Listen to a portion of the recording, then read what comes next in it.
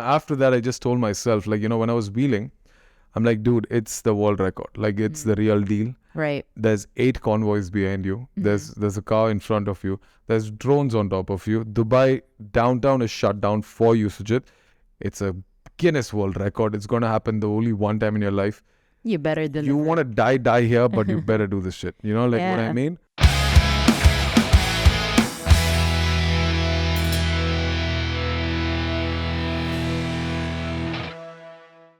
Hello, everyone, and welcome back to another episode of Have a Nice Day podcast with your host, Janine. And Joshua. Today, we have a very special guest, as we always do. We always have very special guests. Yes. He is a Guinness World Record holder recently, just in March, and we'll talk about it a little bit more later. He's a TEDx speaker. He is Dubai's very first person of determination personal trainer. And also, he's a rapper. Ooh. So we might have to ask him to spit some tracks later and beats. His name is Sujith Varghese.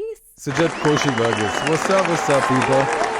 So, like they said, every guest of yours is special. That just means I'm a little extra. Yes. Just You're the most extra special guest that we have. Thank you so much for your time. Thank you guys so much for having me. So before we begin the podcast, I just want to say how we found out about him. Yeah. Like, you were not on my radar in the beginning until I went for so I've been on the lookout for a good barber, a good like someone who can really do my hair, because I've been trying out different places now and I've been struggling to find like a really good barber at a good price and a good distance from where I live.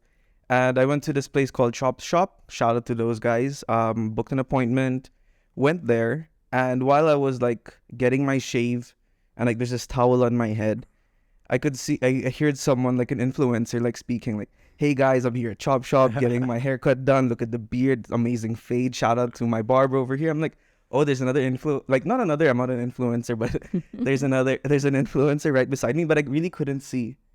And so then I think he left a few minutes after I was starting. And then I went to the Instagram page, and then that's where I saw your story. I'm like, "Oh wow, this guy's has a really inspiring story."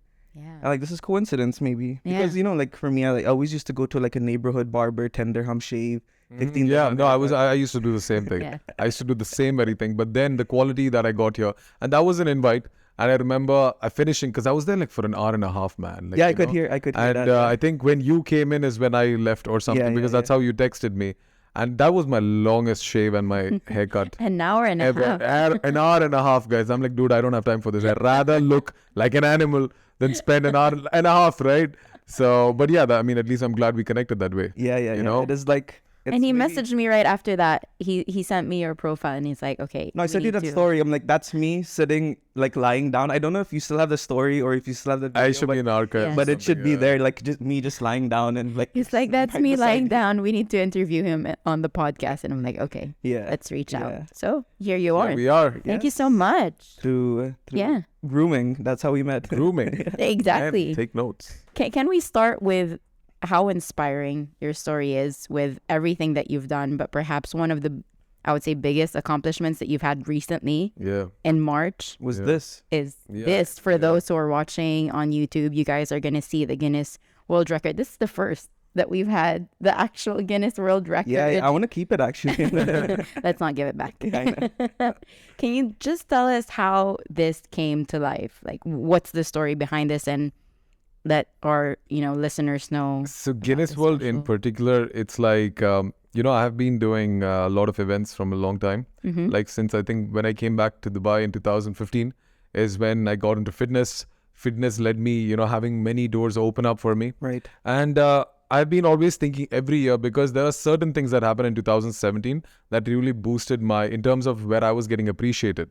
Till then I was doing my work, for my life. Like, I needed to bounce back, because all of you can obviously see I'm in a wheelchair. So, that has its pros and cons of its own, Of course. Pros there's no pro technically, but the pro is the fire that it gives you to push further, if you see it as such. Right. And and obviously the cons are quite obvious. So, I was always trying to push myself. And in 2017, I started winning an award. And then 18, something happened. And then 19, I was like, I was trying to take up more challenges by the time, which we will talk about later. Like, for example, 18, I pulled a car that weighed 1,200 kilos. Whoa. So, Wow. pulling that itself was like a huge task, but I did that for a point, to prove a point to the people, and more than proving a point, to show people, that impossible is not really impossible. Impossible is possible, because how common do you hear somebody in a wheelchair pulling a car, right? And but what if you saw the impossible in something you would have never thought about happen in front of you, in front of your eyes? So that was the idea of that. And I do a lot of visual thinking manifestation, like, a lot of that. And so this is something I was like, just thinking, man, how great can it be? Like, because from where I started, getting a Masala award was great. Becoming a TEDx speaker was great, like you said. Pulling a car was great. Becoming an official ambassador for Dubai Fitness was. So as you think, you're like, how big can life be, right? So what's the biggest? You're like, what's next? What's the biggest, right? What can be the actual biggest in terms of, I don't know, like a trophy, like an award, an achievement. And I was like, dude, Guinness World Record would be wow, right?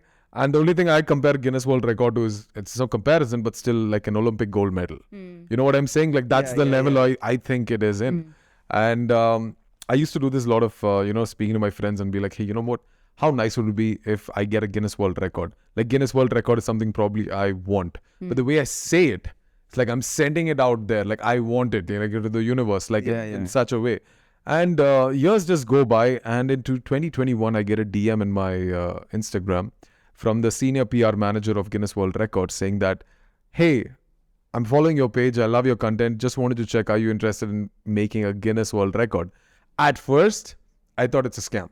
Right. I mean, you've been pushing it out there for a while, and then suddenly you get... Who gets a DM like that? You know what I mean, right? It's like one of those DMs. Yeah, I thought, it's like those DMs, like, make $1 million if you just click on this link. I'll teach you Forex. I'll teach you Forex and, get verified and all of that jazz. So I thought it was the same thing. But then we got talking. But then when things came into email is when I knew things were legit. Right. When things moved to emails and I started seeing logos, I started seeing authentication is when I understood, actually this is the real deal. And I was like, whoa. And from 2021, we were talking, we had 2022 is when we actually got into the matter on what's possible, what's not. And they gave me 10 options. 7 of them weren't possible physically for me. Okay. Because of physical limitation. Like you need more core balance to do those certain events. So it was not possible. And the last 3 was, I think, remember, one of them was pulling a car. That weighed 1,700 kilos. Okay. And I'm like, wait, I've done 1,250. And I used to practice with 2,500. So I'm like, this is possible, but like... You've done it. I've done it, and that had a time frame though. Like that had within a minute or something like that. But pull what's the distance? So I pulled the car for at least a good 8 meters. Oh, wow. Okay. Right? So that itself was also back and forth, something around that, or maybe more. I'm really not sure with the numbers.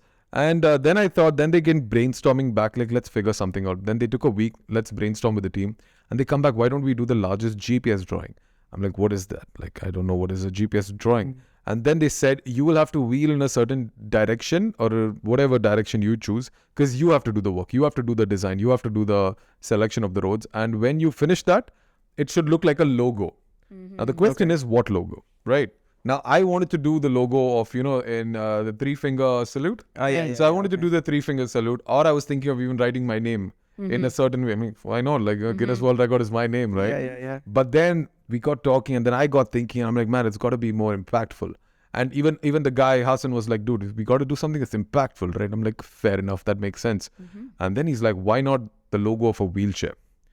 I was like, damn. Like, dude, like I was like, it's like this, all this bulbs in my head just clicks. Like, what a more powerful statement if I do this for the whole world, for every other person in a wheelchair. Because people need that, my friend. People need that hope. They need that fire. They need that push, because there are so many places where I've seen people are not getting it. People, it's like people are they shunned, they kept aside. They don't have that fire. The shadows. And people, So it's so bad. That's another topic altogether. So I'm like, man, if I do this is like such a powerful statement, right? And then they gave me, because I had to do the designing. So I spent, I think, more than a week and a half or something going finding to the routes. No, finding how to draw a GPS tracker. How to draw, because how do I draw a line on a map? Right. You know what I mean, right? Yeah. I mean, I only follow Google Maps till date. So I got on Google Earth. I got on Google. I started understanding how do you actually do it.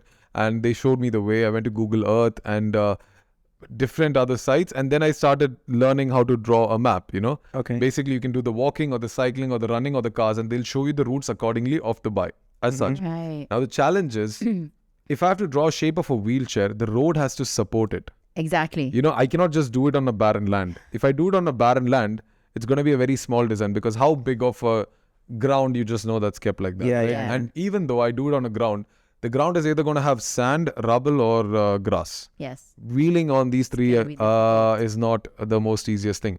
So it has to be a road. So I looked at first JVC, because JVC has this big circle.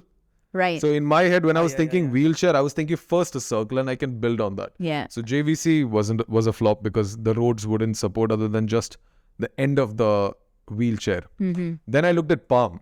I'm like, damn, Palm is going to be one big challenge, because it's a huge circumference. yeah. But then again, Palm is just that outer tip. Exactly. There's It's Yeah. like no way you can make a chair out of it. And then I was just checking. I'm like, wait, what's the round thing? And I'm like, wait, that's Burj Khalifa downtown road. And bro, believe me, I started designing it, and it just fell right in place perfect. Wow. Like, you saw the design. Yes. yeah. Yes, And yes, Burj yes. Khalifa happened. I'm like, this has got to be a blessing from God, Yes. because it's the most iconic building in the entire world, Yeah. right? And the wheelchair just fits perfectly there. And it's perfect road. I sent it to them. They approved it. Nice. okay. So Guinness World approved Yeah, it, because yeah. they sent it to the main head office. They're like, yes, this can be a record. This is the record if you can pull it off. I'm like, that's how things started. That's how things got into confirmation, one after the other. Okay. Right. So they let you design it. You got the designer ready, but then I saw the video as well. There's like, how many cars were following So you? Let's talk about that. Yeah. Having said all these things, were the roads closed or Everything was shut down, my friend. Wow. Okay, okay. This And it was guy, at night? let me just say this Yeah. again. This guy shut down downtown. Oh, that rhymed. This guy shut. No, Really bro. a rapper. He's really Like, a rapper. I am not even kidding. Like, I'm just so happy. I got to shut down downtown. Not a lot of people can say that. Not a lot of Yes. people can say that. Yes. Downtown and financial center Wow. shut down completely. Traffic being built up It's like the most until I pass. It's the most badass moment I've had in my life. It's one of the busiest roads. For those who don't know, downtown is basically like where Dubai Mall is, Burj where Burj Khalifa Khalifa is. is. So you can imagine how many people and traffic and cars go in and out of that particular route. Right. And he shut it down, basically. And got a Guinness record off of What's that. up? Yeah. So I saw the video. Yeah. You had a couple of escorts behind you. Right. Like not a couple, a lot. A of lot. So people. this Yeah. is something. So we had to coordinate with Dubai Police, Imar Command Center, because Imar Command Center are the guys. So there's a big office next to opposite side of Burj Khalifa. If you go a little inside. So these are the guys who control downtown. Right. Anything right. that moves in and out of downtown, these guys know about it more than the police. Like, so Okay, they okay. literally run the scene, and Dubai Mall management, because I was traveling through Dubai Mall. Okay. Right. Now, spoke to them. They loved the idea, and they said, "Let's do it the coming week." So it was boom, boom, boom. It was quite fast. Like, It's I just not even like, okay, let's plan ahead of time in a month. no, nothing. So you know what? It's we got to talk about some other things, because the amount of complications that went with approvals, and I had to be running for a lot of them. So there was a tentative date that was planned, and that got cancelled because a certain approval did not come, and people were asking for it. Yeah. Like Dubai Mall, there are like so many different sections of people, and it's not like I have to take one approval in Dubai Mall. I have to take one approval from this section, from this section. I'm like, why don't you guys just coordinate, right? Like, I'm not dissing them, but I'm like, it would have been easier. Yeah. But because of a certain approval didn't come on Friday, it didn't happen, and everything had to get postponed. And the next time, and I was sick. Like I was, if you're talking about the training I had for this event, I had 2 days of training in that entire month. Oh, So I train a lot. I'm a freak when I train. I'm crazy. But so my body is built as such. But during this 1 month of 1.5 month of the world record, I got 2 days of training. Just Because 2 you freaking were days. sick. Because I was sick. I was wow. I was sick. I was running around a lot. I was working. I was doing my 9 to 5. I was Right. meeting with the teams of Dubai Police. I was coordinating with people. The amount of pressure that was on me, I think during this period is the reason why I have so much white hairs on my left and right side. And I'm not even joking about this. Like, that's the amount of pressure and tension I went through. Yeah. to pull this off. And you really wanted to push it through. I really wanted to push it through, and I was so sick. And let's say this happened. So this is the 5th of March, and 5th of March was the first date. On 3rd of March, we came to know it's not possible because DFTC's approval was not there. DFTC is Dubai TV and Film Commission. Anything you want to do a big production shoot, because we have drones and we have like yes, huge you production. need proper. And we needed their approval. And I'm like, dude, and they're telling me this on Friday. And Dubai Mall is asking me for the approval. I'm like, Guinness World, where's the approval? And Guinness World, like, dude, you remember? We will only facilitate the program. You have to be running with all of this. Okay. And I'm like, on Friday afternoon, I'm like, damn. Like, I really thought we are going to do this on Sunday. And I contacted DFTC head on Monday. Someone connected me with people I knew and everything. And he was like, dude, it's a commercial shoot. It's not a commercial shoot. You're doing it a personal reason. You don't need an approval. I'm like, are you serious? Like, yeah. And then on Tuesday or Wednesday, they gave me the NOC. Like, from the official channel, they gave me like, no approval needed for this. You can go ahead and do this.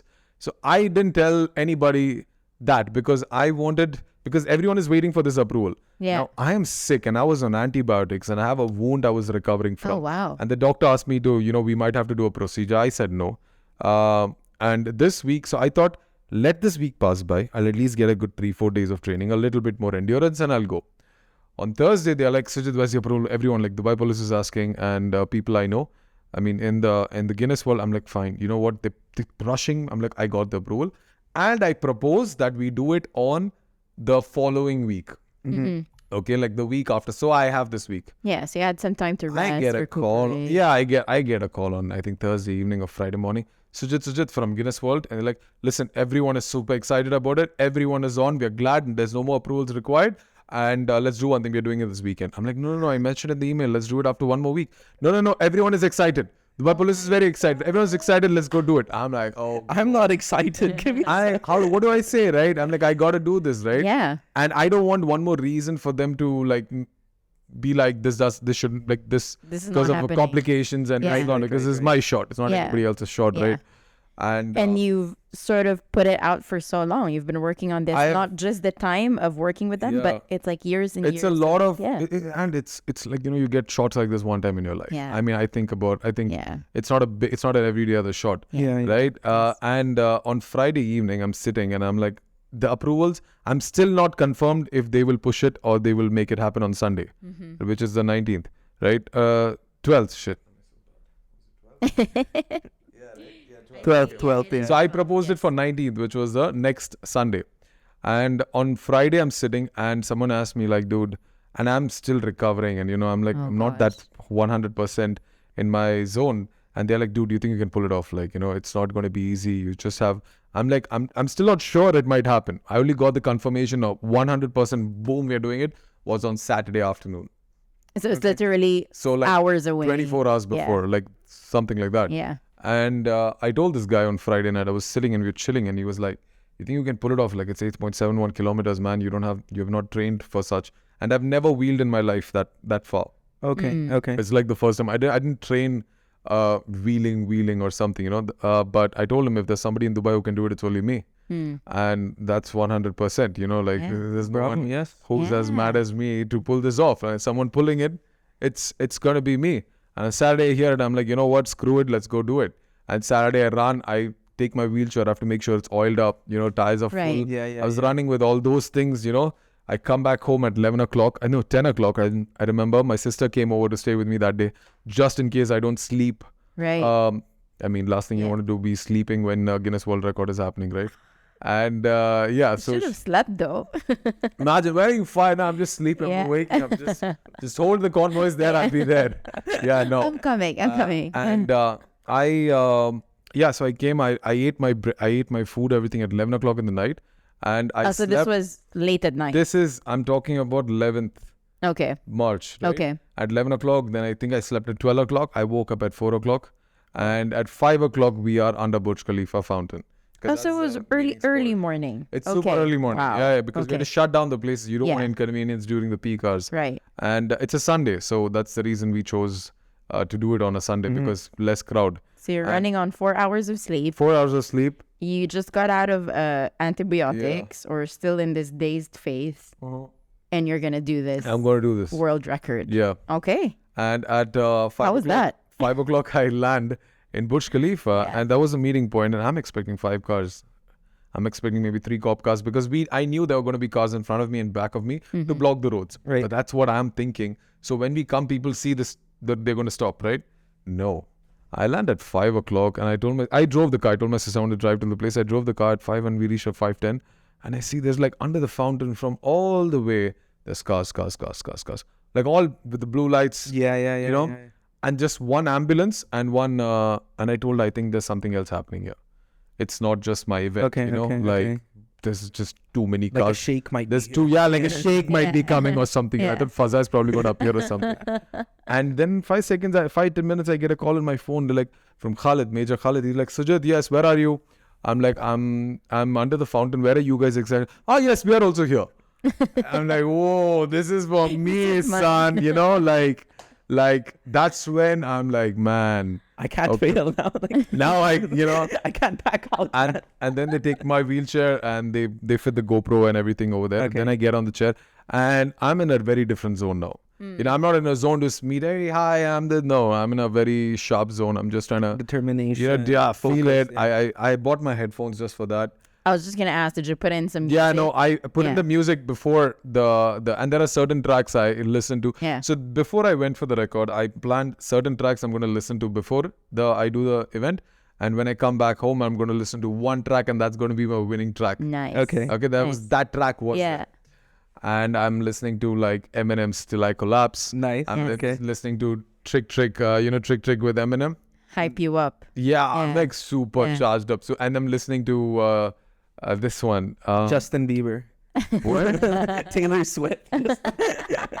Like, don't judge me, guys. This is kept me in the zone.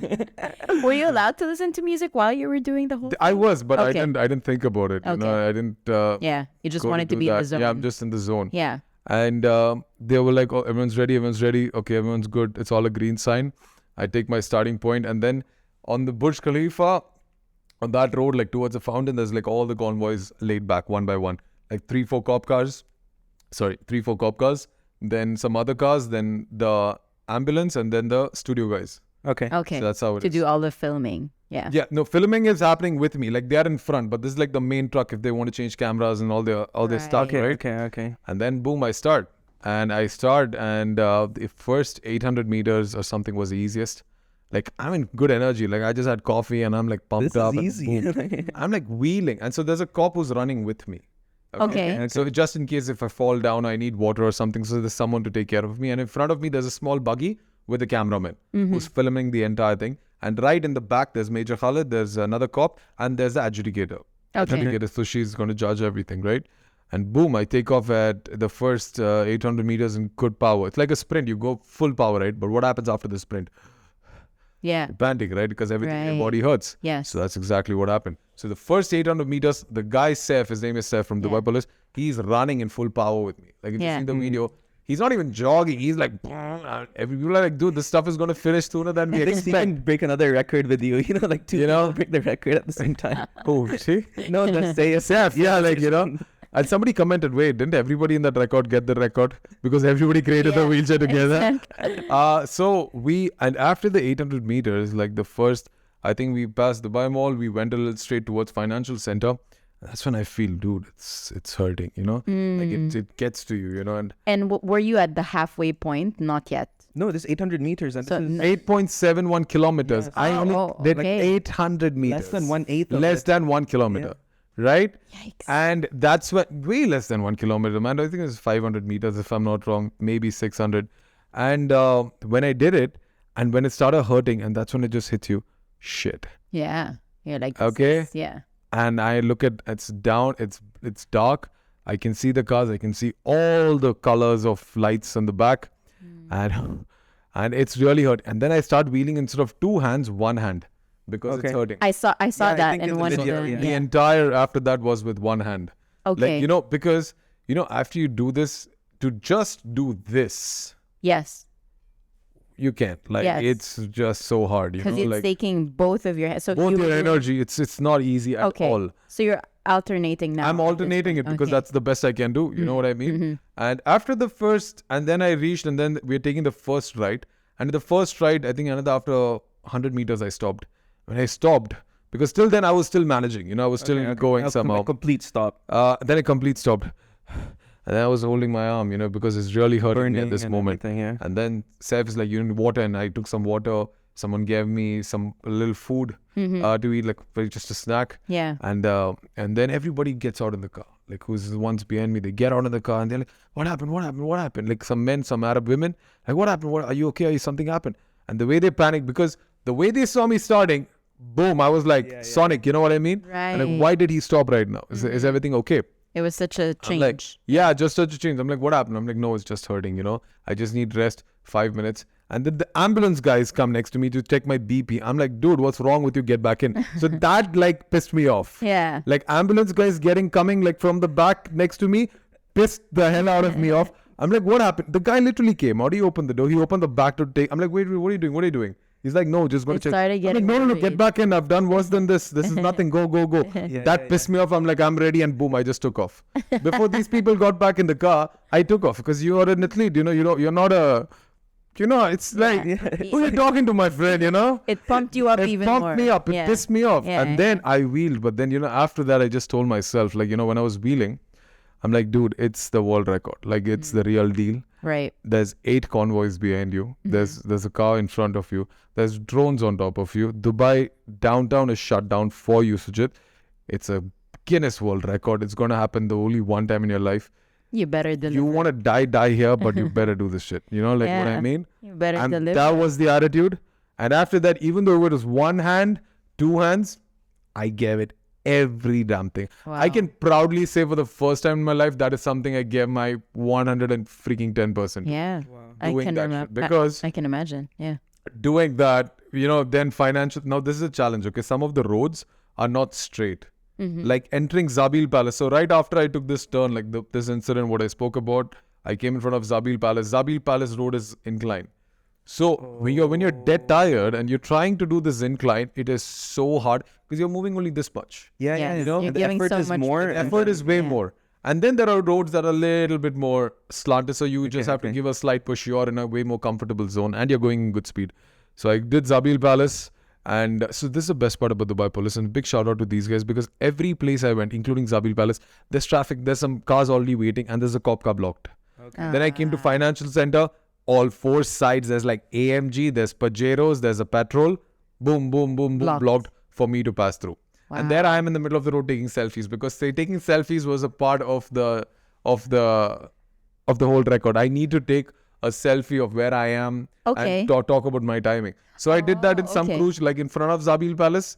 There's a video I'm taking a selfie. Okay, but you stopped for that, or I stopped for that, like in the middle of the road. I could stop wherever I want. Nice. So then I didn't have to stop in Financial Center, but I'm like, dude, when I saw on all 4 sides, there are like 6, and there's an AMG over there stopping. There's another Merc, there's a petrol, there's a Pajero. I'm like, I'm not going to miss this opportunity. And there's traffic built up. Yeah.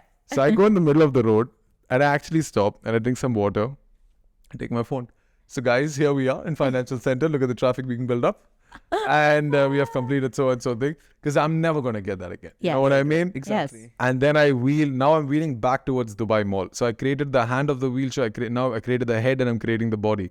So I'm coming back from Financial Center to Dubai Mall. So I was going back to Dubai Mall and I see when that main big crossing is there right in Dubai Mall. Like right in front of Dubai Mall, that big interchange. Yeah. And one cop car in the middle of it, boom, stopping that entire traffic on the right. Pajero stopping the entire traffic on the left. But I didn't stop there because I was in that zone, you know. Like till then, that entire stretch is quite far, like from Financial Center to Dubai Mall. It's a long stretch. Yeah. If you see that video, it's one hand. And it's not even one hand like I'm resting. It's one hand and I'm falling. So you should know one thing about us. I'm basically paralyzed below my chest. Okay. Before we come to all this, I'm basically paralyzed below my chest because my spinal cord is injured at my T5, T6 level. So below this, I cannot feel anything. Like skin wise, or I have no control. So initially, during the accident phase, I used to even fall if I don't hold on to something. So I was because your balance was still not used to it. Yeah. If you know my past, you guys will go nuts. Yeah. You know, so I built it over time. So even though when I'm doing this, I'm falling like this, and then I'm doing the other one, I'm falling like that. Then I think I saw one of that clips. Was it the same wheelchair? the same Guinness World Record wheelchair. Nice. Selling it for $1.5 million. Okay, so I wheeled, and then I saw the most epic part of the whole journey was, like we spoke earlier, I go and, Dubai Mall. So, fashion parking, Yes. Yeah. right? Yes. So it goes down, right? So that's I was creating now the legs of the wheelchair while going through fashion parking in the basement. So we're not entering the mall. Okay. We're just going down through the basement, and I'm going straight, like for a very long straight, and then a right, and then I'm going to get out of the mall. Right. That would create like the leg, like including the knee. That turn would be the knee. And that was the hardest surface I had to wheel through, because it's not a road. It's a rub. It's like brick by brick by brick by brick. That was the road. But anyways, just coming before that, so I reach all the way to Dubai Mall, and I see the craziest side of my life. So right before fashion parking, there is a signal, and there's an insane amount of cars Wow. being blocked by 4 jeeps. Wow. Okay. And I'm like, they're waiting for me, dude. It's not like they allow and like, okay, guys, now stop. He's coming. No. Until I reach the point, I'm like, this is the most epic thing. Dude, we got to do what we have to do. Guys, and this is my signal to everyone. Stop. Like, because all of them are behind me. I'm like, stop. And then I take my phone out. I did like 2 videos, dude. And like, number 1, just showing the convoy. Number 2, like to show the traffic being built up, man. I can imagine everyone in their cars like, look at this guy. Like, I'm late for work. Just like, there are people who commented, this is the reason I was late for work that day. It's a Sunday, but we know you're lying. Just wanted to comment on my post. And then we passed through. I reached Dubai Mall. That's where I took, I think, my first longest break. Okay. So the first break I took was in the first incident I told you at that moment. The second break I took was under Dubai Mall. And these are the only 2 breaks I took in the entire. It was a long time. It was a long. You got another break. After a long time, I took a break, and this was under the mall, and we took like for a good 5 to 7 minutes. There were like people coming, and and then did the ambulance guy come again? No, beat him up. No, he's sweet guy. I'll tell you, the story's going to get funnier towards the end. Okay, I'm not even joking. I'll tell you why. With the ambulance guy especially, and. After a while, we took a break, drank some water, just calmed down, relaxed, and we started wheeling. So that route to wheel was super hard because, my legs, I don't have, so when I'm going through a lot of rubble, like it just moves with see you. that? What happens? Yeah. So that happened a lot. Because then you don't have control over it. Right. Yeah. And there's a lot of humps. Okay. Like a lot of humps. Because you were in the parking area. Yeah, so see, we're not entering a parking area. We're just through the main road. But the main road has a lot of humps, through Dubai Mall. Yeah. And then we wheeled. So wheeling that was like super hard. Like it's going left, it's going right. But we still I managed to do it. And when we got out, so now this is a video. I think you guys have seen it. There's a slope I'm coming up through. Have you seen that video? No, I haven't seen. Yeah. In Dubai Mall, it's on my IG. Okay. It's on my IG. So when getting down to Dubai Mall fashion parking is a slope down. Now visualize another slope the same way up but a little longer. No, I know how Dubai Mall, that the inside roads, when you're inside Dubai Mall, it's usually up and down. I know the bricks are there. No, bricks are there. So the slope when we're entering the park. So same way as to exit, it's a big slope up. Yes. Right? And now that's a longer slope than entering the parking. Okay. And usually it's shut down. Yeah. Usually that slope, there's always a barricade. Right? But I know because I was going and testing and trialing it. So I know they would open it on that particular day. And that day, and then they opened it. And then when I see that far, like now I took the turn. Yes. And I'm going in and maybe another 50 meters or maybe less. And then the slope comes. And it's a little down. First we're going from the normal place a little down, and then boom, it's an up. And then you're outside the mall. So then till I go down, I take a breath. And I already know, and this is like after 6.5 kilometers easily, right? The whole thing. I'm breath, and I'm like, there's 2 things to this. I'm dead tired.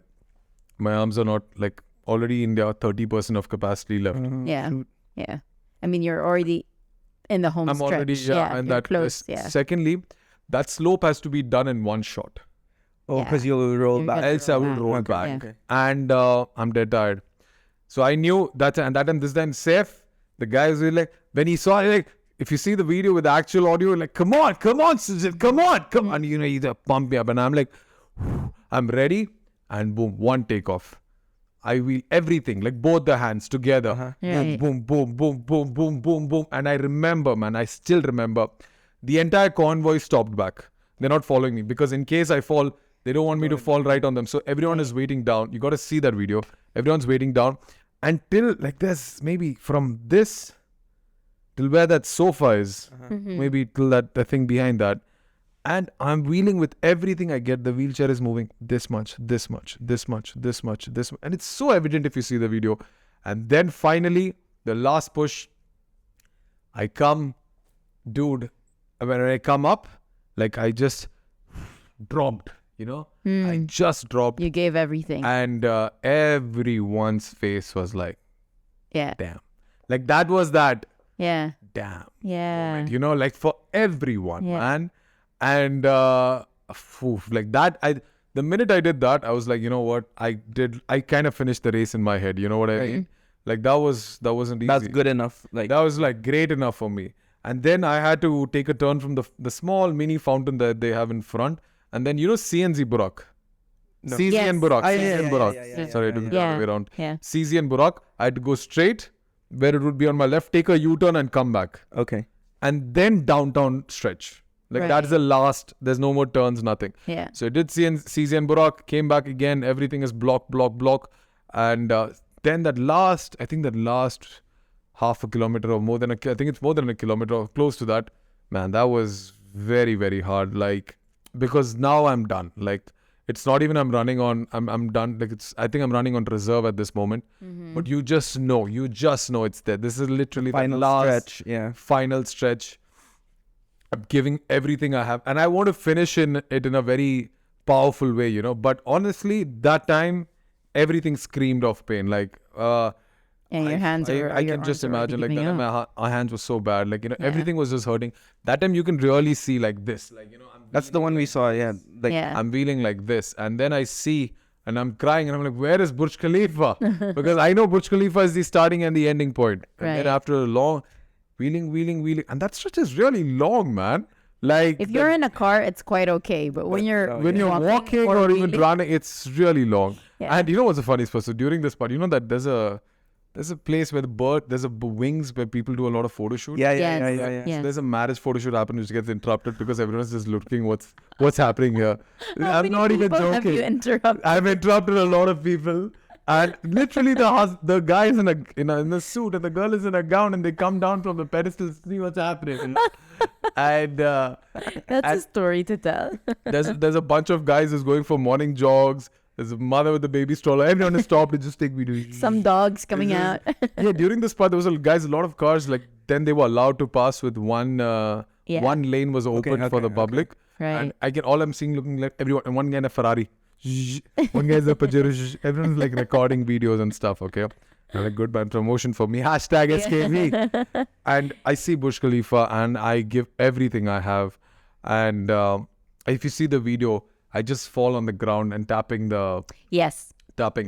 So that was a sign. Everyone understood that it was done. It's done. Yeah. And if you notice, there's a little after the video. I don't think that's posted yet, but I tapped because they took a right towards the fountain again, but I went straight because I know where's my finishing point. They thought I'm going back to the fountain. So then the cameraman, everyone come and, he's running with me, like just another few more meters. And I tapped on the ground. I put my hand on my head because I just fell. And my sisters, I wanted to hug her. She was been waiting there for like all this while. Yeah. I did this. Believe me, this is what I did, okay? What I'm trying to do was this. Come here. Yeah. And hug. You know what I did? Oh, you couldn't even lift your arm. I just fell. And then she figured what I was trying, and then she came, hugged me. Yeah. And then after a while, you recover. It's not like I'm dead after that immediately, but then recovered. I got some good, some good, so got Gatorade and everything. I was a little charged up, and now the next thing was immediately. So everyone gets out of the car, all the convoys, and everyone's having the biggest smile on their faces because it's done. Mm-hmm. Then I have to take my laptop, and I have to now I have to stop the watch. Okay. So the entire thing had to be tracked by, these are the rules of Guinness World. Right. That I had a tracker, I had a Garmin watch that was a tracker. Which maps out the, yeah. Right. And I had to take the route I created and put it in the laptop. And then I have to show her the map on Google Earth. Mm-hmm. So the design I created, and I showed it.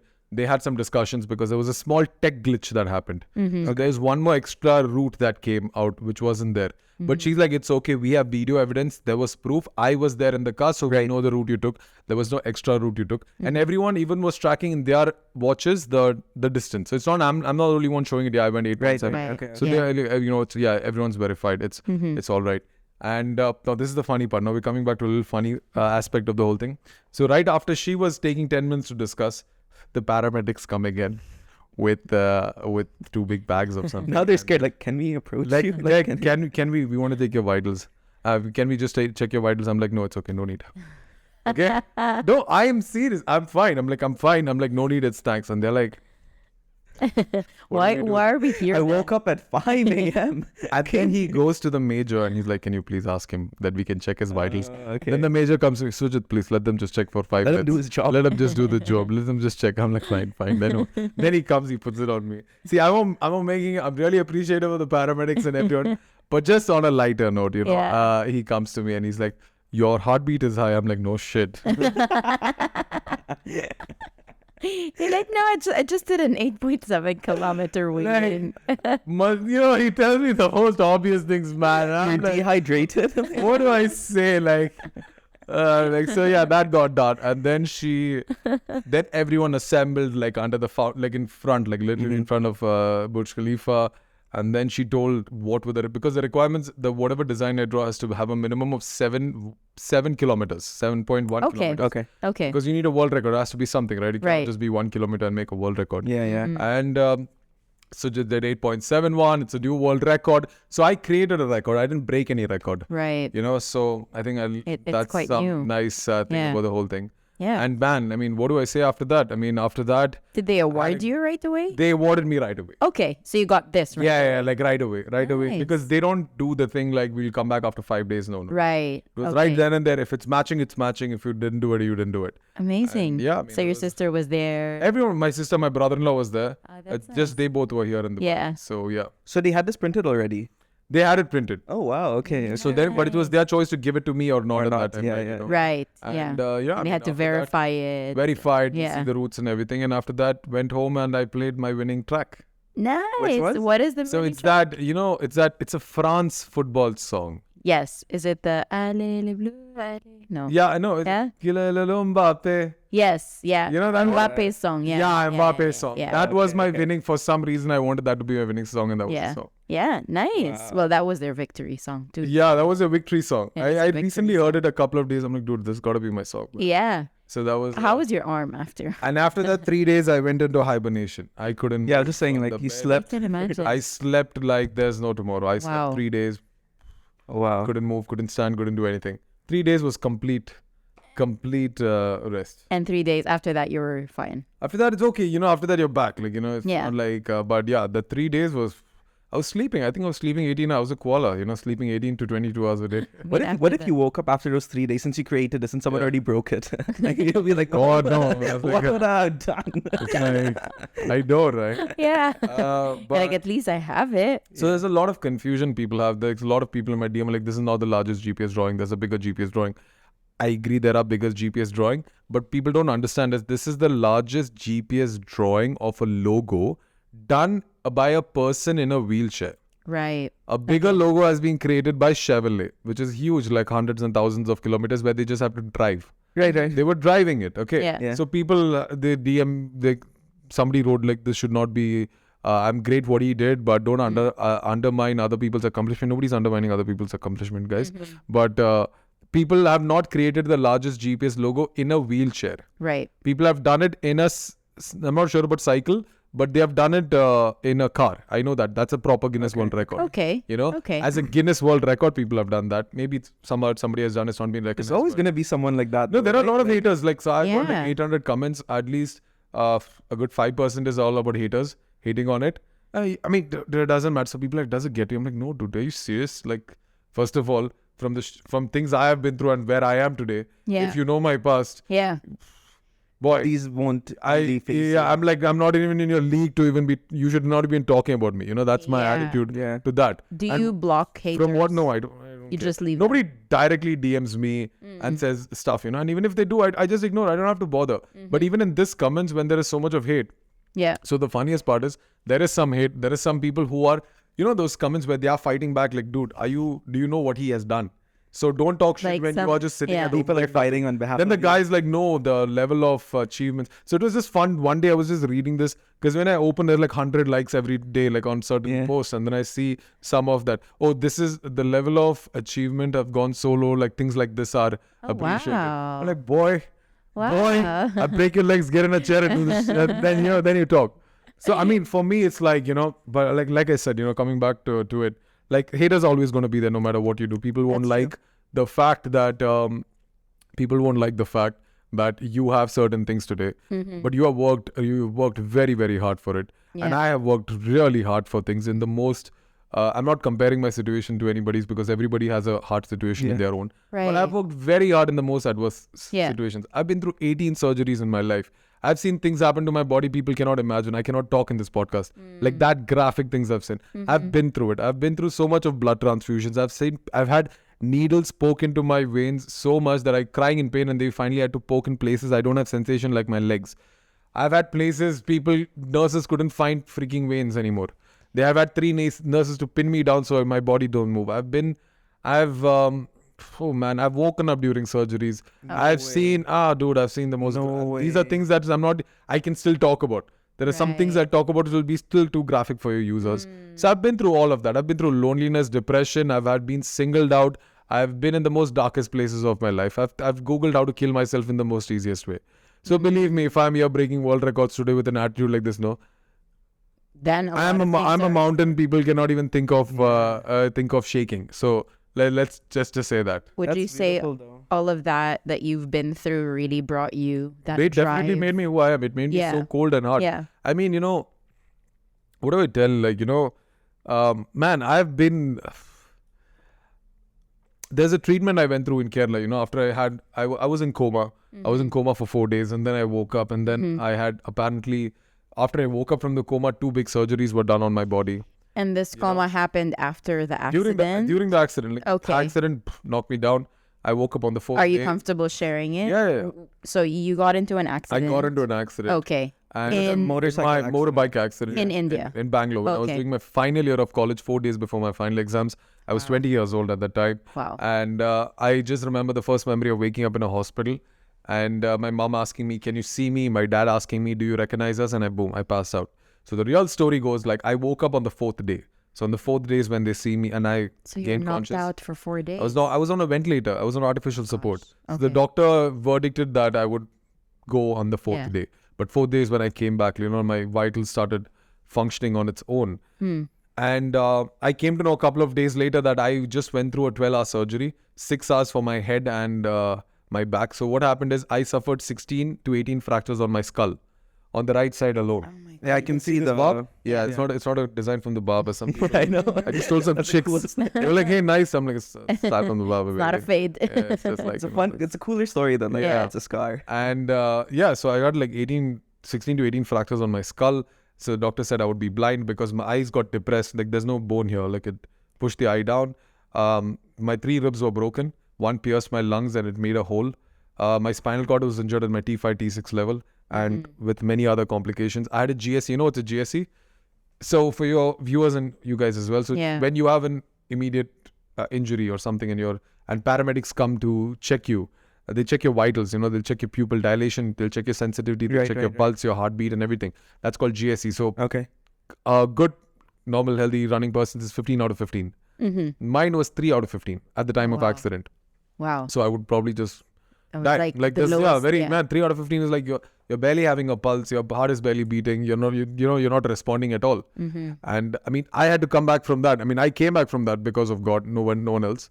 So that's why I went into coma and, it took a ventilator to support me for those few days before I could function. And then spent a month with absolute confusion in the hospital thinking what happened. And another 2 months in CMC Vellore just learning how to do the most basic thing, like how you teach a baby how to pick a glass from a chair. That's how I had to learn. Holding on to something, picking it up, how to do this, how to move from this chair to a sofa.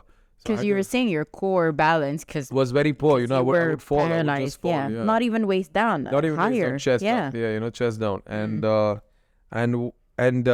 after that, I came back home, and then I was there a couple of months, and then there was this worker who had worked in a house earlier, and he came and told my mom that, hey, you know what? There is a Natta Vaidyan, which is an Ayurvedic doctor in India, and he can actually, in Kerala, and he would actually be able to fix him up. So we blindly trusted this guy, and he's like, it's going to be a little expensive. Like, dude, doesn't matter. Just Anything get the guy at this point, walking, right? But he put me in the most rigorous routine ever. Like, you know, I used to eat dosa and sugar as breakfast for 3 months. I used to eat rice and lady finger gravy for the next 3 months as lunch and dinner. So there's no milk, there's no fruits, there's nothing. Protein limited, So what happens to this body? It becomes in a more adverse state. You know what I mean? Because it was seeking for the nutrients. And he used to hit my thigh like this, saying that would be the reason of his blood circulation would be built up. But what happens to a body, it was getting injured, but I was not feeling it. Then one day I wake up 3 months later, couldn't bear it. I was shivering to death for like a week. I can't even pop Panadols because it would repel with his medicine. So literally a week, I'm shivering 24 hours a day. I had like 5 blankets on me. I was always holding hot cups of boiling water so I don't... To warm you up. Just to warm me up. Hot cups of boiling water. That's why it's funny. Today when I go to restaurants and I tell them I want really hot water and they're like, sir, it's very hot. And I'll hold it. And he's like, how are you doing this? But because of all of this stuff, you know. Nerves and... Yeah, you know. And what happened? And then it reached a point where I woke up one day, my sister came to feed me because my dad and my sisters were here, but she just traveled for a visa change. Okay. And she came to give me that appam one day, and the first bite, puked everything off. Mom said, done, that's enough. Let's take him to the hospital. And my thighs are black at that time, okay, like the upper thigh.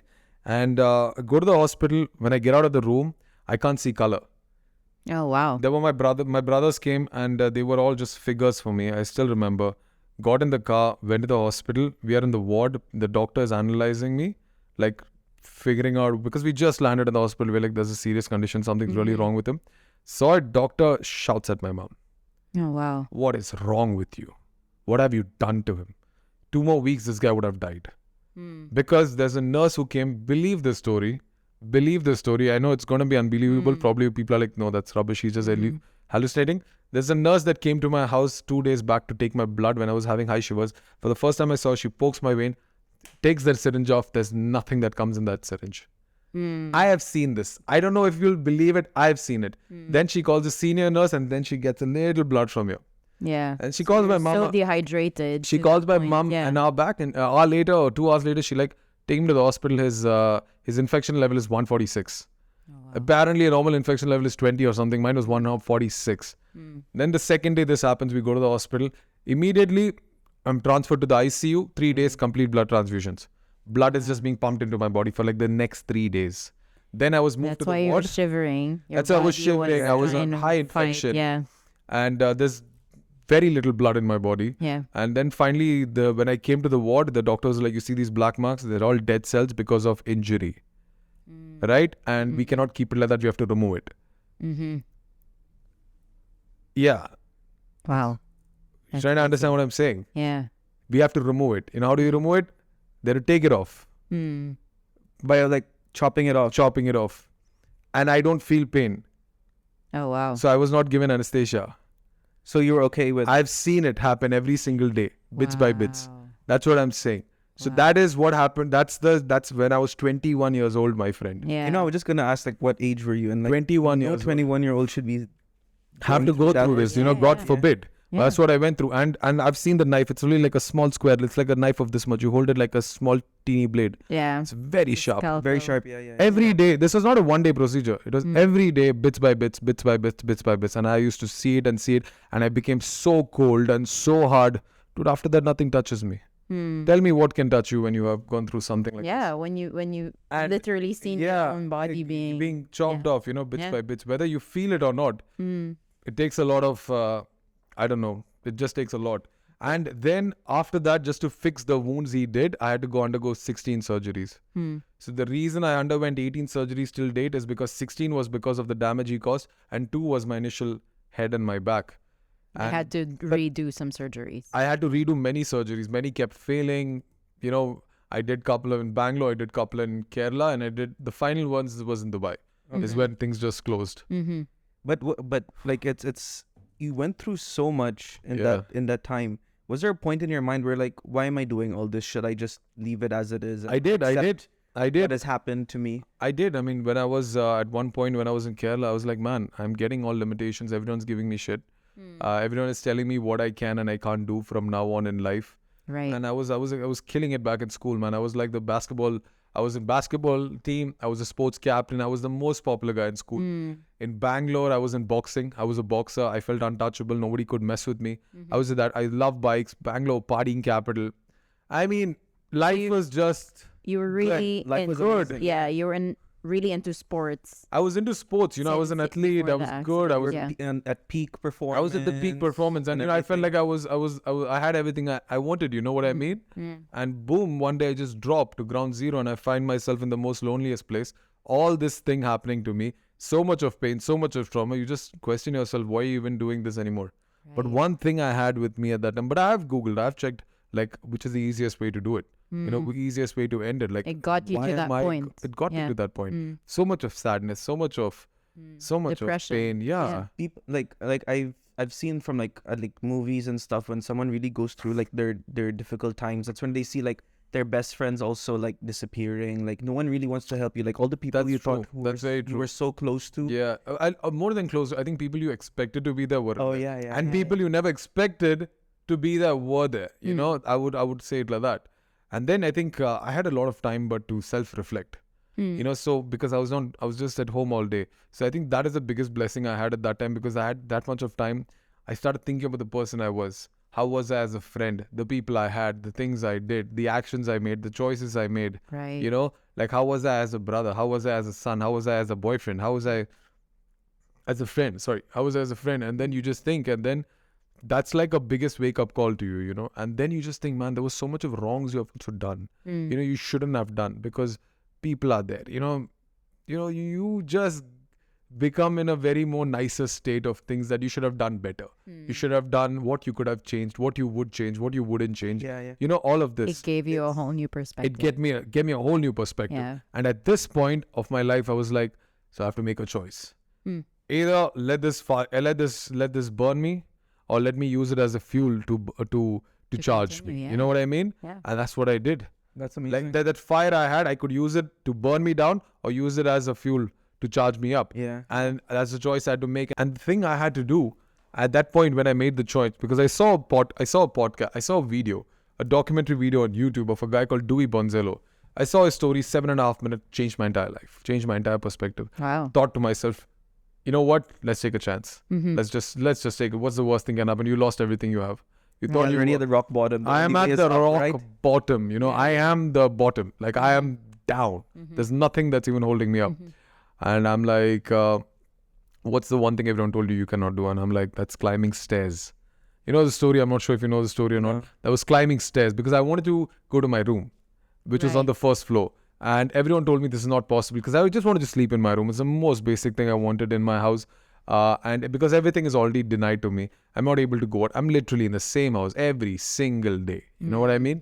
Back in Kerala. Yeah. And they told me, so it's not possible to go upstairs, because, there's no lift. We cannot break a certain part and create a lift. There's nobody who can pick you up and take you every day upstairs. Maybe we'll see in the future. We'll see. I'm like, man, that's the most simplest thing I want. I want to just go to my room. And we have 2 rooms downstairs, sleep there. I'm like, no. So I asked, and they all said no. I'm like, you know what? I got to do what I got to do. Like, I mean, if I'm going to listen to everything with logic, it's not going to make sense. And I thought to myself, how can I climb the stairs? Everyone's thinking about running and everything about walking. But my hands are still fine. You know what I mean? I can still Lift I can still yourself lift, up, yeah. I thought to myself, and I went till the end. I literally took the biggest chance of my life. I went till the end of the step, and I lifted myself from my wheelchair to the step. And I did, like I'm holding back, I'm going backwards. I held the railing, I held one step, and I did a push-up, and I went up. And I went one up, and I went one up. 18 steps up. And my mom was holding my leg because it doesn't hit the ground. Reels, yeah. Oh yeah. Right? Yeah. Okay. And 18 steps up, I climb 18 steps up from the floor. I get down to holding my wheelchair on one hand, the sofa, I get to the sofa. Then from the sofa, I get to the wheelchair and I go to my room.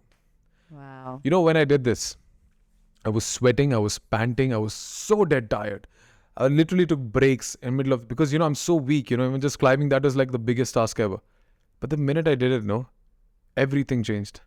It's like this new neurological connection that just built in my head. Yeah. An untapped potential, an untapped part of me that just came to being and said, You can do welcome it.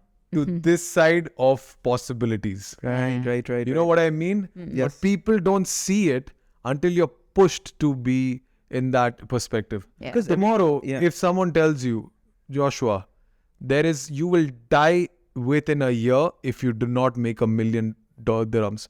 Joshua, today you might be like, no, million is a lot. I mean, probably you're very rich, I'm sure of it. But I'm just saying, you will do everything in your complete potential to make sure that you touch that 1 million before next year, because you have to live. You know what I mean? That is the position I was put into life. People don't recognize that until they're put into that position. There is a side of life why people are so successful and why people are doing extraordinary things is when people don't see it. People don't understand it. People think that, wow, he is meant for greatness. She is meant for having a big mansion. But it's that decision that you There are took, certain right? things that people don't understand Yeah. on how actually everyone can get there. Yeah.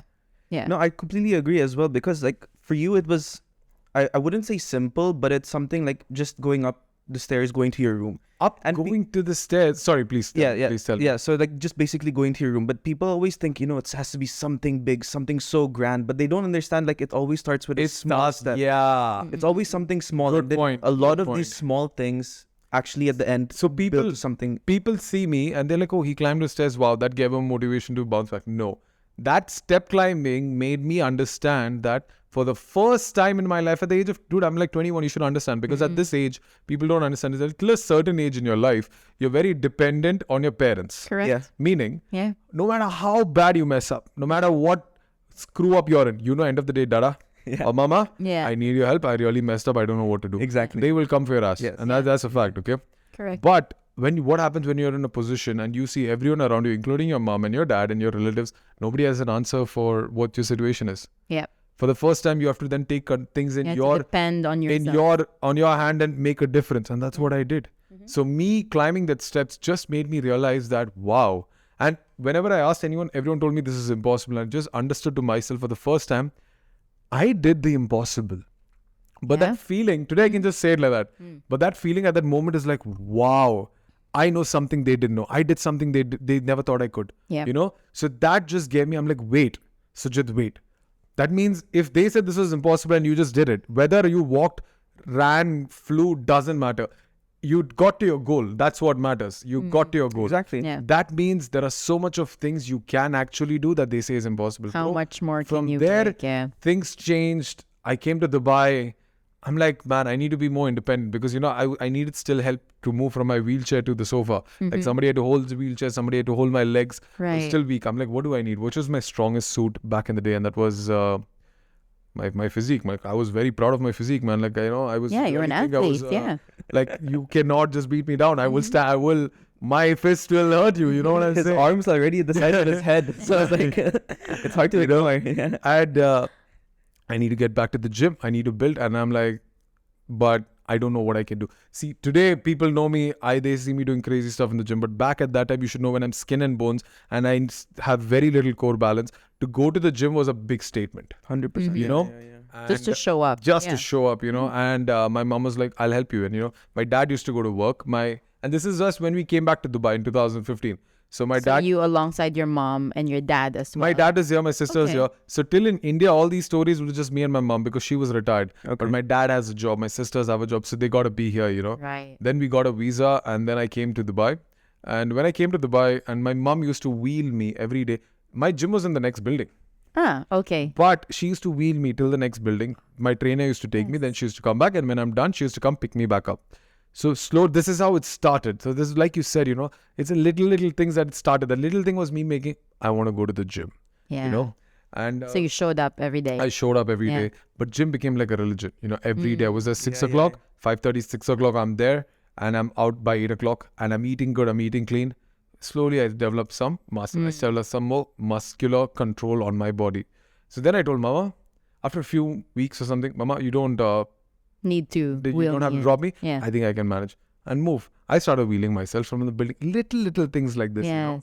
And I wheeled from my building till the next building, and I went to the gym and I came back. And then it became a little bit more independent. I could start going out a little bit by myself. Then I got sponsored. So that a little fast forward, gymming really made me like, for the first time in my life, 3 months fast forward, I find myself bench pressing 100 kilograms. Wow. This guy who couldn't move without holding on something, I'm bench pressing. I still remember something, you know, people in the gym when I entered beginning, I remember asking this guy, can you give me that dumbbells over there? And I couldn't access the rack. It's like, what, 5 kilo? I was like, no, 10 kilo. But the way he meant it, like, how much is he going to take?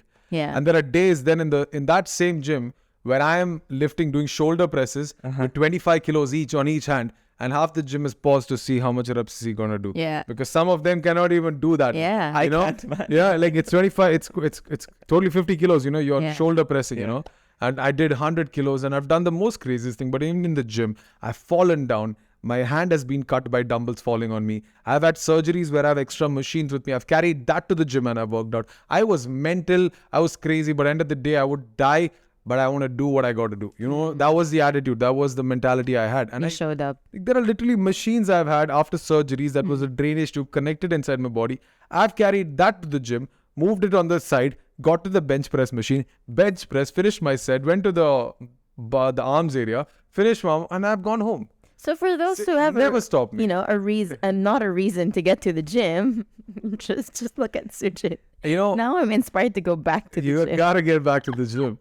And fast forward, my sister just DMs Chris Fade, Virgin Radio Chris Fade show, and Chris is like, does he want to be on the show? And the first time I get on the show, we speak up on a story. People are really inspired because of the fact that I still managed to go to the gym even after such a big injury happening to me.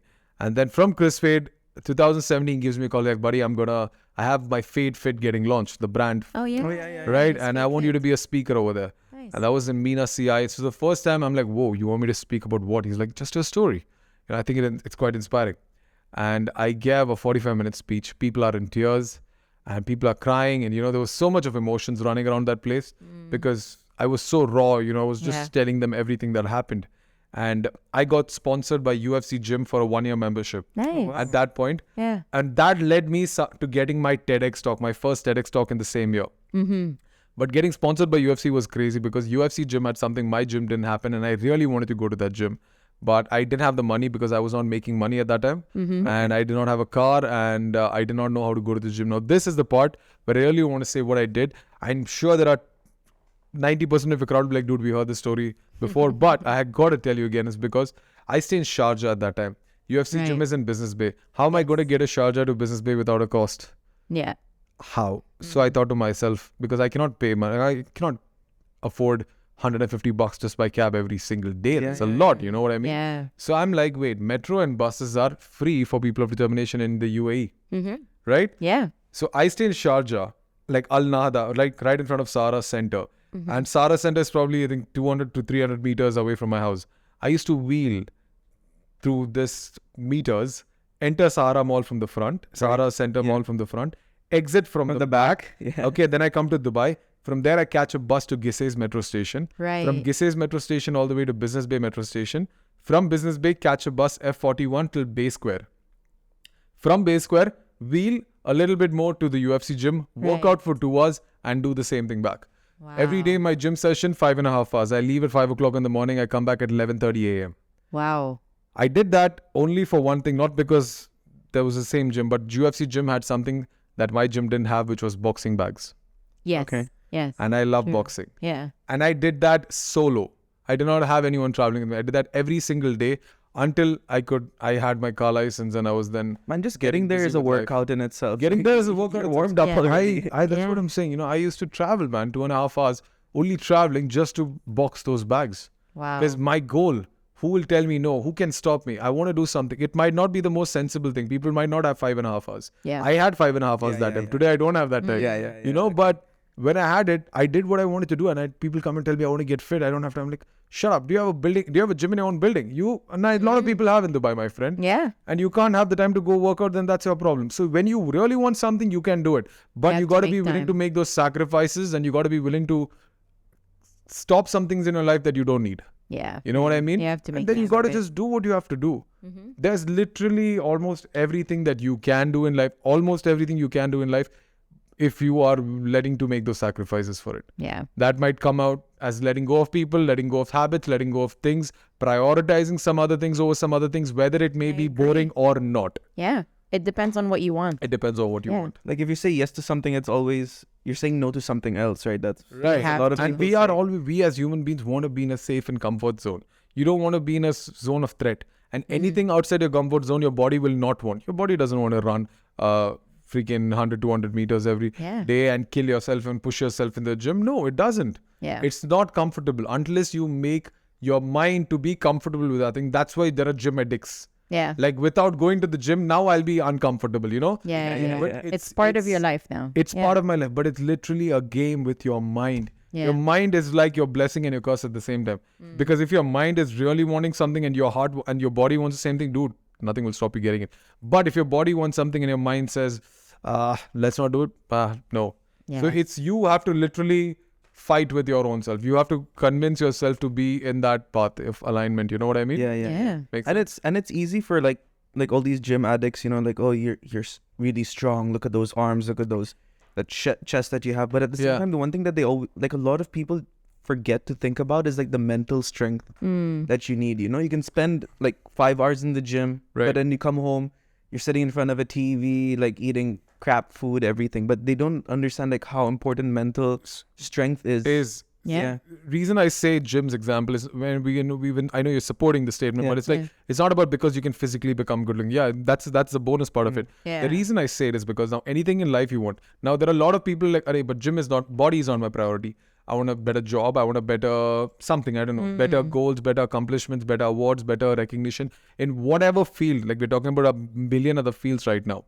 I say is that because if you have the commitment and discipline to, like you said, go to the gym, lift those weights which are not comfortable for your body, right? Because you're pushing yourself.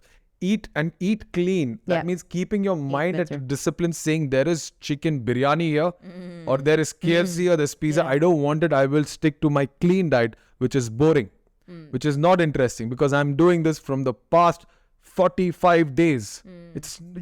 Your body doesn't want it, my friend. It doesn't want dry chicken, doesn't want just little sweet potato or vegetables, but boiled vegetables. Man, I know something is good. So if you are ready to do that to your body, right, and you get the result, that's a very hard thing to do. Then you will know the rest of your path in life, what you need to let go and accept will be much easier. Makes sense? Because you're already training your mind, regardless of whatever it is, to function in a way that you're pushing your limits. Right. So when you get to a point where your job or your personal life or your relationships bring you to a difficult point, you've already started. It'll be easier. You'll be rock solid. And that's what it takes, you know. But I think the key word here is discipline, because I read somewhere, I must have heard somewhere about, okay, motivation can only get you so far. Like, like I'll listen to this story, I'll listen to this podcast. Right. Tomorrow I'm going to go to the gym. I'll do it for a week and then suddenly it dies out. Yeah. But discipline is really waking up at 6 a.m. Even if you slept like 4 hours, going to the gym, coming back, cooking your dried chicken, like you said, your sweet potatoes, having that for lunch when you're getting like ads on your phone, like Talabat, Deliveroo, KFC, everything. And at the end of the day, it's all about discipline. Yeah. Because motivation will die down sooner or later, but it's very true. Motivation is short-lived. That's in fact, I'm telling you, motivation is very short-lived. That's why there are people after my speeches or wherever I give, they're super motivated and they come to me like, I'm super charged, I'm going to do this. Maybe 2 days later, they would stop it. Exactly. So it's literally, it's about discipline. Yeah. It's absolutely. It's about discipline. Yeah.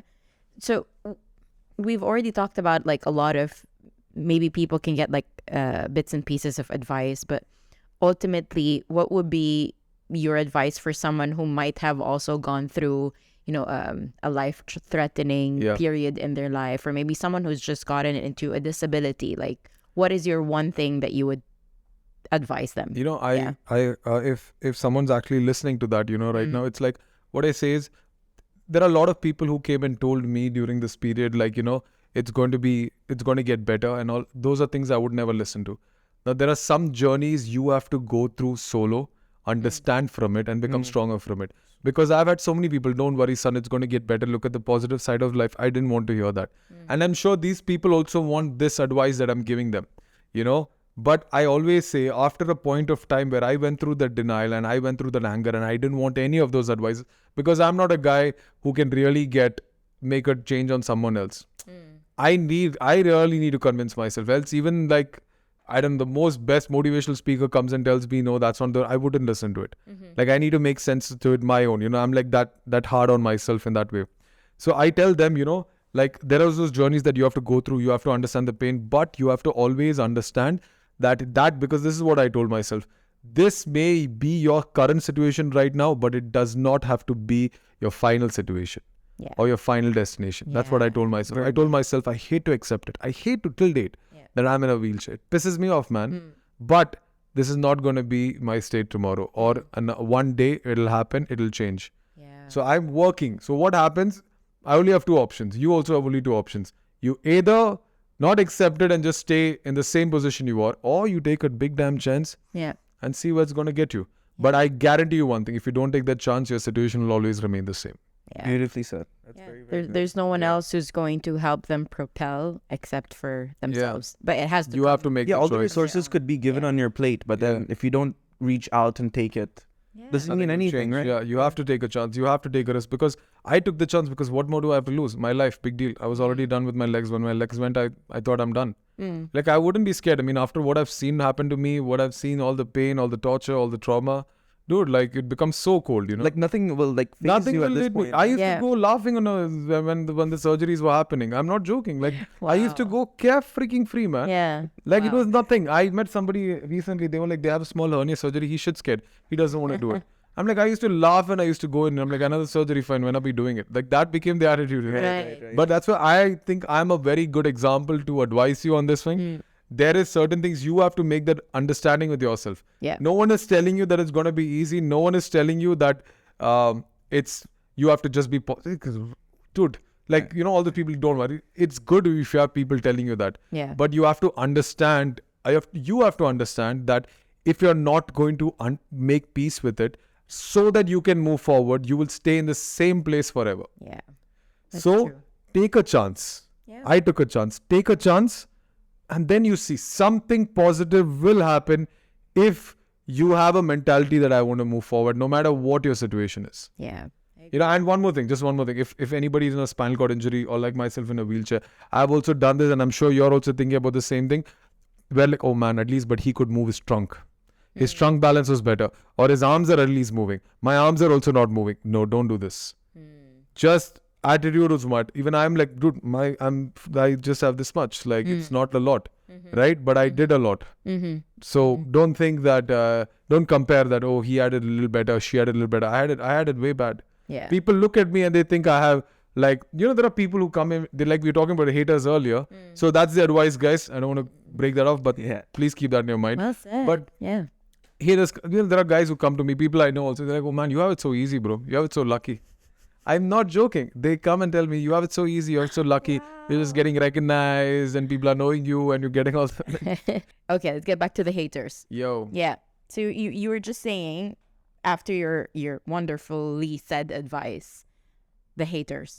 So, but the haters thing. I recently had a podcast as well where someone was asking me, how do you identify toxic people in your life? And I think it's very important, especially in Dubai, where people have thousands of friends, you have so many different associates. And I really think it's important to identify who you have to be close with, which circle you have to be in, and which circle you have to tell no. Whether they are also not doing anything, but you got to be in your right zone, So what I mean by haters is because there was a point of time where I was in Dubai and I only knew this one crowd of people, bunch of people. And all I used to do with them was either go to Mamzar or be chilling under my beach. For me, at that time, going under Mamzar or something was going to equivalent to going to Atlantis, especially a guy who's come back after all these injuries and I have nothing to look forward to. I do not know what to do in front. Right. This is like the initial phases of my time, and going to Mamzar was like the wow. I'm chilling. I think I must have been with you sometime. You know, I used to go to chilling, Mamzar. Yeah, Philly chai in my hand. Philly chai and all, yeah, same stuff, man. And that was like a big thing for me at that time, And then I noticed that these people were not taking me anywhere else. Like whenever they used to go out or partying or something, oh no, man, it's so much of it. There are steps. Then I was an inconvenience, for them in such a way. Yeah. And then I slowly, like the Chris Fate show happened, and I started becoming a speaker, started meeting some known people. And then I started getting these calls. So then I drifted away from that crowd, right? Then I started getting the calls. Hey, bro, what happened? You forgot me. You're partying with so-and-so person we saw. You are with so-and-so person. Where are you now? So then it clicks you. I'm like, oh, okay. Then when you have a name. Today I get those calls almost every other day. Bro, where are you? Not chilling with us anymore. I mean, today I'm like 100 levels different from that time. But like people are now, coming back in that way. Now they want to. So there are a lot of people, like we were saying, who would want something from you, or want to be with you for something. They're not getting money out of me, but it's either the fame or it's either the known factor. And they're not the most nicest people for you. They want it because you have it today. When I didn't have it, who were there for you? That's are the people who stick by you. There are some people who were there as well. When I had nothing, took care of me, took care of my expenses, took me to places I wanted to go. They were my best friend Akhil, man. Like big shout out to this guy because, the thing he has done for me, I don't know if my own, I don't have a brother, but I don't think my own real brother would do it. Those are the hardcore people you want in life, who will tell you, stop it, you're messing up. Yeah. Whichever position or level you are in. Who will give you a reality check, stop it, now you're messing up or now you're letting it get into your head. Yeah. And who will stand behind you when someone comes to, to give you that. Like no matter, so these are the people you need. You do not need, I'm a guy who needed like 1,500 people with them. I mean, in school I was like that. Always had a bunch of people walking around with me. College I had felt I knew like, a lot of people. A lot of people. Today I say I have very few friends, but I have a lot of associates. Yeah. People who I'm associated with, I just know. But my friends, core circle, very, very few. And that's how I keep it. And that's how I'll always say it. And because these are the people you have to spend time with as well. These are people you spend time. Over quantity, right? Yes. Yeah. Like I was just about to say that, you don't need a lot of people. You just need the few right people in your life. And you will feel like you have thousands of people. Yeah. That's the best part about having a few right people in your life. Yes. You will feel like you have thousands. It's a whole army. I totally agree with that because not to make it about ourselves, but we had our wedding and I'm like, who do I invite? I want people who I will like really want there, Right. And like I see weddings where online there's like 2,000 people, all these things. Like no, but like I only had like maybe my 10 closest friends, and to me that was enough to make me like think, wow, I am loved. People are really here supporting our love for each other and stuff. So it's really so true what you said, small group, very tight, and just keep it like that. Makes you feel like you'll have the best time ever. Yeah. So true. Yeah, that so makes true. sense. And these are the people, as you said, who were there from the beginning when you were still working your way up and working to being where you are at right now and still in your life. And they see me no different. Yeah. That's the best part. Yes. But the other guys, they see, oh, wow. They see it a little different. So those are the people you should stay away. And I like what you said, that they put you in your place. Because you need those. You need those friends. Yeah. You need those friends. Especially when you start like rising in the ranks. Yeah. Then some ego could really comes up. No, that happens. Yeah. You would see so many people talking about, so many celebrities talking about how egos take over their life, how they think there's some big shit. Yeah. And you always need to know, even though you are something, you got to stay humble. Remember, I know people recognize me. I know people, the way they approach me. And a lot of things have changed. When I go to either a school or I go to a function, wow, they give me a lot of respect. Earlier, if I took that as, I'm the shit. Yeah. Today, I take it with so much of gratitude and so much of thankfulness to God that I am put in a position today. And my mom and dad is happy. That's like the most important thing for me. They raised you. My mom and dad has to be proud. They are that. I think my job is done. Yeah. So that's what I have a lot of gratitude for the position I'm in. I have a lot of thankfulness to God that I'm even alive. Yeah. So that's how I see myself today. So I don't want to go back to even thinking that I'm anything, Like I think that's what makes you successful. I'm just me. Like what I did. I just did it. I did it for me because I didn't have an option. My option was to either die, kill myself, or at least become 1% in life. Right. But during my journey, when I see so many other people are getting motivated by my story, that fueled as a fire for me that Sujith, finally you have some purpose to live. Right. That makes sense. So that was my fire to do what I do today. Yeah. So I do the craziest thing because I still feel I have nothing to lose. I still feel like I do the most stupidest shit, like pulling a car. I almost broke my back. When I work out in the gym, I hear 10 different sounds. Something happening in body. I'm like, screw. He's like, coach is like, should we stop this set? I'm like, no, bloody give me the next dumbbell. I'm not joking. I'm very serious. Increase by 5, coach. I'm pulling cars. I used to pass out pulling cars, man. I used to be water thrown in my face and then pull the car again and then till it moves and whatnot, man. Like, You I've continue. I've done scuba diving. I've done jet skiing. I've done skydiving. Whatever like I could do, get my hands into. I've done it. Wow. I recently did it's not a big thing, but I think I felt I was going to die in scuba diving a couple of times. Like I dived in the deepest pool in the world. Yes. Oh, the one in The deep dive. It's bloody scary. Like it's 60 feet. When you look at it, really your heart pops, comes in your mouth. That would be your worst nightmare. Yeah, I cannot swim. I cannot swim as well. That's the best part. Even I cannot swim, my friend. And jumping out of a plane. But I always do this. And I always love it. In this movie Triple X, Vin Diesel's movie Triple X. Yes. And he says this thing before he jumps out of the plane. I live for this shit. So right before I jumped out of the plane and I was half out of it, I live for this shit. Oh, God. Okay, I don't. Like, I'm not too sure I still want it. Yeah, right. Can we go back up? No, we can't. No, but, I think something as well. I think it's very important. We got to do things that scares us, like really takes our life away from us. But not in a way that you get a cardiac arrest or something. But like this is because I generally feel, and this is my trip on life, that's why I do all these crazy things as I can, is that the moment you're so scared, on the verge of death, like some things will give you that scare that you're on the verge of death. Some things will give you a really big scare. Like that's two different scares in a way. Yeah. And if you are in either one of them, I think after that scare is when you'll feel alive. That adrenaline. And I think as human beings, there are so much feelings, there are so much things about us that we don't know, and we realize it over time. That is why when you hear a lot of advices of people, for example, I'll give you the most basic example. When you're a little younger, you do really care of how you look, how you talk to somebody, how you are, how you're in public. That's true. Is my shirt okay? Is my this okay? Is my the swag? Whatever, right? And as you grow older in life, you stop giving a damn. Yeah. Exact, correct. Okay. True. Now, why after a point of time do you stop giving a damn? Because you realize it doesn't really make a difference. You don't really care. Nobody gives a damn, basically, right? You're not the center of the universe. Yeah, and you don't have to. More importantly, you do not care about other people's validation. Right? What happens when you're at 30? You realize that. What happens if you put that same knowledge on a person of 20 years old? Wow. Now we're talking some mad stuff, right?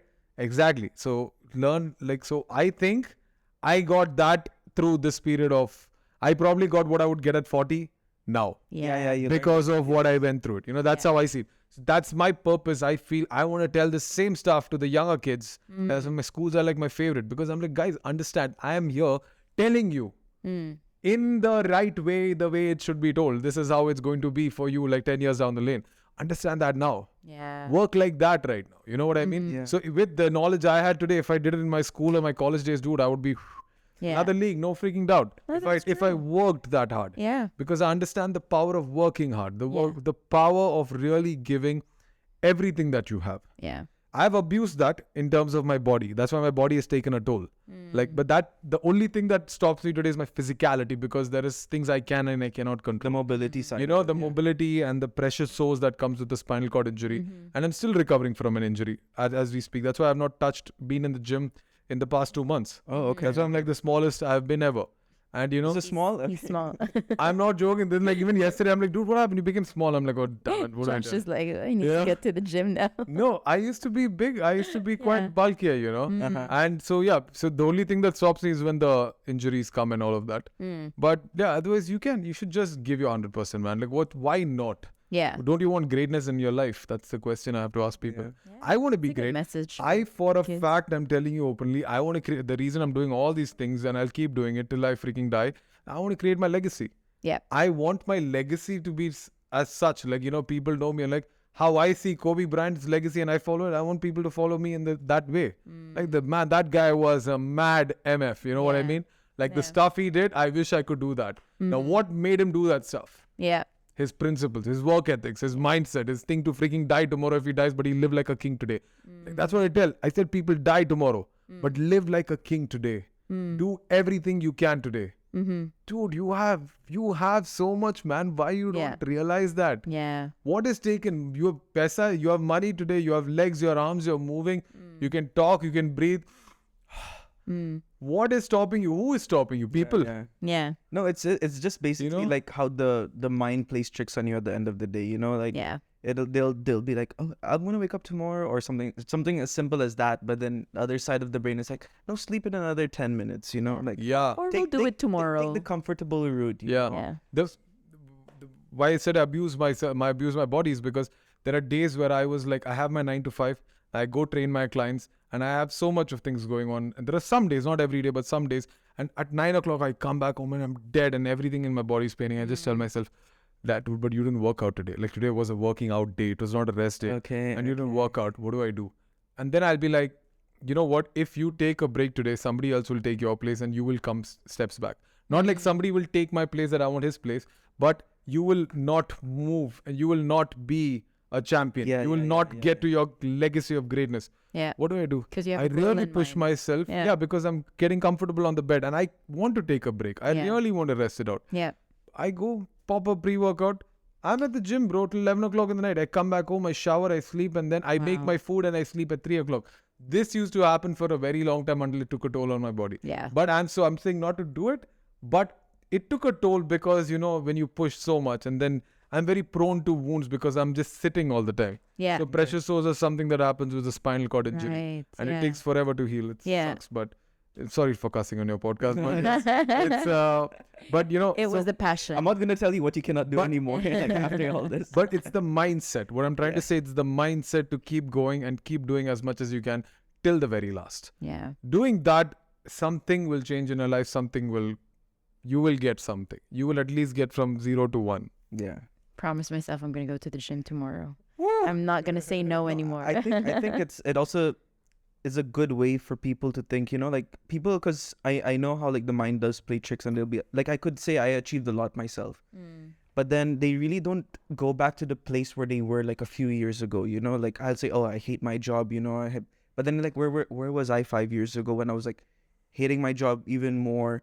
I was never leaving the bed. They never really give them that credit, like where was I yesterday, where am I today, and where do I want to be, and what's their purpose as well. Very true. Because they always say like, I always like now after this I'll compare myself to you, but I should be comparing myself to the person who I was 5 years ago. 5 years ago, where you are when you're headed at. That was a lovely message to wrap everything up. And I guess for me, I just have like a final question, like what is next for you? Okay, so I get this personally, professionally, what's next? Professionally, I'm trying to get into, instead of like having a proper 9 to 5, I really want to get in the speaking business because I really think I'm good at it. And I really think I have the power to convince and make a change for positive in people. So that's something I'm trying to look into professionally. And personally, the goal is always to make a difference in the entire world. Like there's nothing changed in that. And like I said, I want my legacy out there. I worked very hard to be where I am today. God's blessings, my mother's prayers, my dad's prayers, a lot of people's prayers. I came back to life and I made a good change in people's life because I've had thousands of messages of people telling me on how I've impacted their lives and how much people mail me with very personal, very, very personal information asking me for a solution. People who are way older to me. Mothers, daughters, younger and older people. Like you wouldn't even imagine the age group of people that message me with the most personal messages asking me if I have a solution for it. So they at least put me in a place where they think I might have a solution for them. Now, I don't know what I did in my life to earn that position, but I'm very grateful for it. So I try my best to give the right advice to somebody because if I tell them something and if they actually change their life for better, I mean, what they do, that's like bigger than $1 million, man, coming into your account where you change someone's life. Making you know what I mean? But don't you feel scared that like a lot of people are putting that much faith in you and like they think you are God and I'm like, grateful. You have all the answers. No, I'm grateful for it. So I try to do my best. Okay. I don't see it as a curse. No, not at all, man. Like I'm like, what did I do? I got kicked out of my school here. I got kicked out of my next school for fighting. I was that kid, dude. I was super rebellious. I was super like from that to this position where I am today, it's definitely a blessing. And I think there is definitely a purpose that even I'm back with, especially a 40% chance of survival, a 3 out of 15 GSC, being in coma, support of artificial ventilator. There I am, your Guinness World Record, 8.7, 2 days of training.